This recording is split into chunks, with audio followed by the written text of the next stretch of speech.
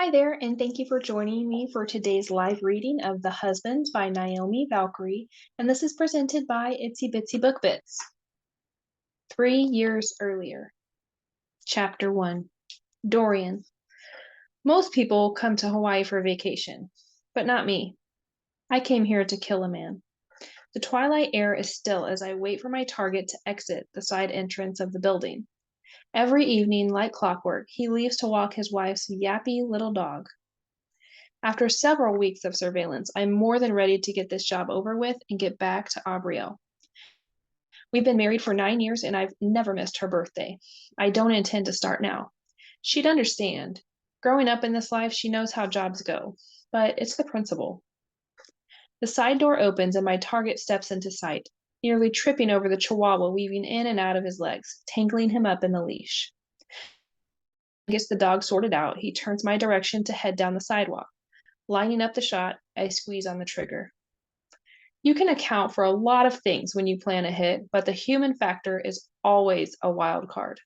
Seemingly out of nowhere, a man steps in front of my target, right into the path my bullet will take. I've got good reflexes, but I'm already too far into the shot to pull back.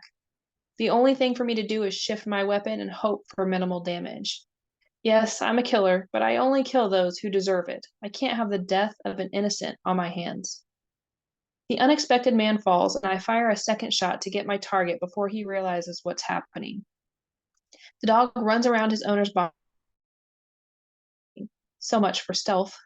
Packing up my weapon and double checking for any wayward evidence takes no time at all. I could do this in my sleep. It's time to get the hell out of Dodge before the cops show up.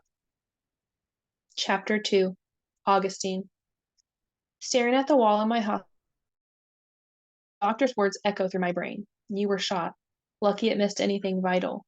Should recover nicely with some physical therapy, but likely won't ever entirely have full use of your arm. The cops have been in to question me. Apparently, the guy with the dog was shot too and didn't make it. They have no suspects and no answers to any of my questions, just like I have no answers for theirs. I came to Hawaii to meet a potential client. I'm a graphic artist, for crying out loud. I lead a pretty quiet life, just me, my wife Magnolia, and our hedgehog Spike. No one would have a reason to hurt me. Shit, Magnolia. I need to call her. Between coming out of the fog of anesthesia from the surgery, the doctor giving me a prognosis, and the cops' endless questions, I haven't had a chance to even think about anything else. Looking over to the cabinet near the bed, I search for my phone but don't see it. Thankfully, Magnolia's number is one of the few I have memorized, so I can use the phone in the room. Well, I could if it wasn't on the other side of the cabinet out of reach. Whose brilliant idea was that? Still too discombobulated to want to attempt maneuvering myself out of the bed, I push the call button to get someone to help. A few minutes later, a nurse with way too much energy comes bouncing into my room. What can I help you with? I need to make a call, but I can't reach the phone. Would you move it closer, please? Sure thing, she says, skipping to the cabinet. Dear heavens, it's like someone hooked her up to an IV drip of pure sunshine. I suppose it's better than getting a grouchy nurse. I'm definitely in no mood for that. She slides the phone over to me. Can I help you with anything else? Not right now, thanks. Okay. Oh, I almost forgot. Your physical therapist will be in here in a few hours to go over treatment with you. A nod of acknowledgement is all I can muster. My energy is fading fast, and I want to call Magnolia before I've got nothing left in the tank. Once the nurse is gone, I dial Magnolia and wait for her to answer. I can't remember if anyone from the hospital or law enforcement called her already. They may have told me, but I've been so out of it, I don't recall. At this point, I don't know what to expect when she answers. Hello? Leah, it's me. How dare you almost die on me, you bastard? I didn't almost die, I say in amusement. You were shot. The doctor says I'm going to be fine. I'll need physical therapy, but I'll recover. Mostly. But now's not the time to get into the details of the limited use of my arm. I'm trying to get a flight, but I have Willow's kids for another 2 weeks, so it's taking some maneuvering. Leah, don't fly down. Really, I'm fine. I'll be a little later coming home because I'm going to get in some physical therapy before I travel. But I'll be back soon. Just have a good time being the fun aunt. I'll keep you updated. After letting out an exasperated huff, she says, Okay, if you're sure. I'm sure, baby. I'll call you later. Love you. I love you too, and you're still a bastard for making me worry. Smiling, I hang up the phone, feeling better now that I've talked to Magnolia, and she's taking the situation fairly well, all things considered. But as relieved as I am, the call used up the last of my energy, and I quickly drop into a dreamless sleep. Chapter 3. Dorian. It took some doing, but I tracked down the guy I accidentally shot and set things up to get in to see him as his physical therapist. I need to see for myself that he's recovering. The only upside to this situation is that the man I was actually targeting died, so I achieved my goal, keeping my reputation intact. Efficiency, success, and reputation are what keep me in business and alive. I can only hope no one goes digging too deeply into my backstory, since this time around it was a rushed job. Standing in front of the door to his room, I knock and wait for a response. Nothing. Knocking again, I listen more closely for any kind of sound, but everything is silent. Easing the door open, I listen for movement. The TV is off and the room is still. Stepping further in, I notice he's asleep. Augustine Evans. The only thing I can see about him at first glance is his copper hair, fine facial features, and that he looks fairly fit. The blankets make it difficult to see any more detail, but he's definitely handsome, which is something I need to be noticing. He must sense my presence because he opens his eyes. They remind me of pumpkins with deep orange tones. A man could get lost in them. Hi. Can I help you with something?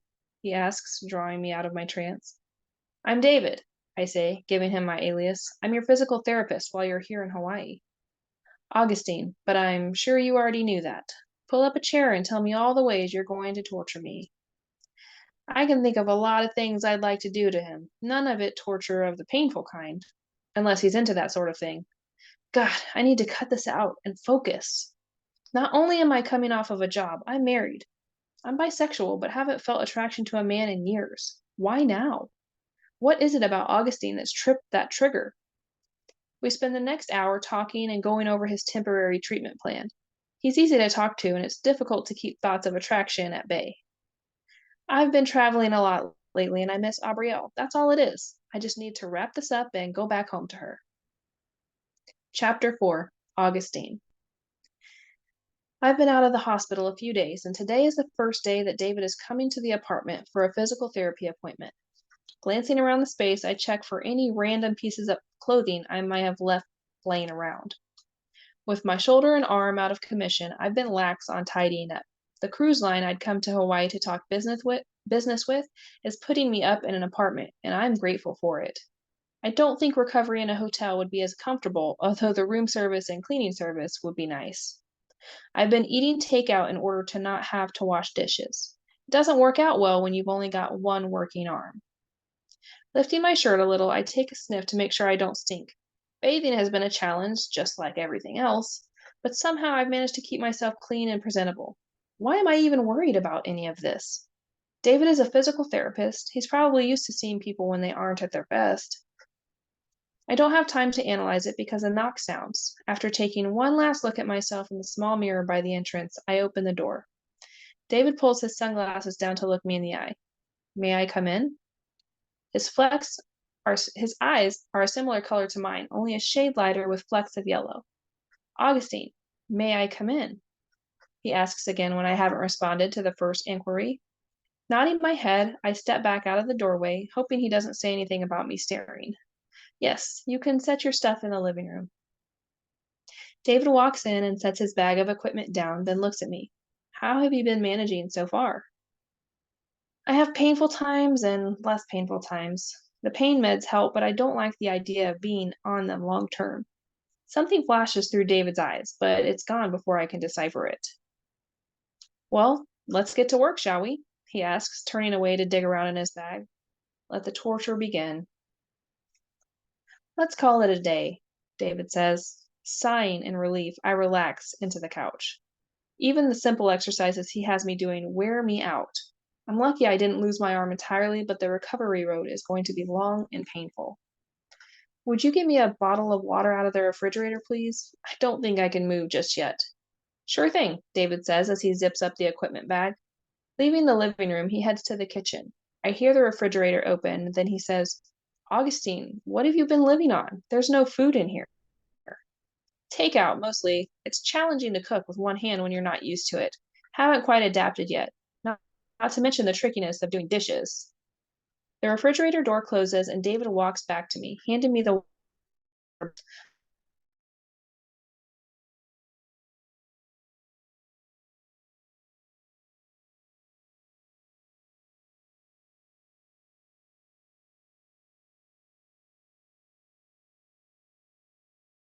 up his bag to head out. I'll be back in an hour.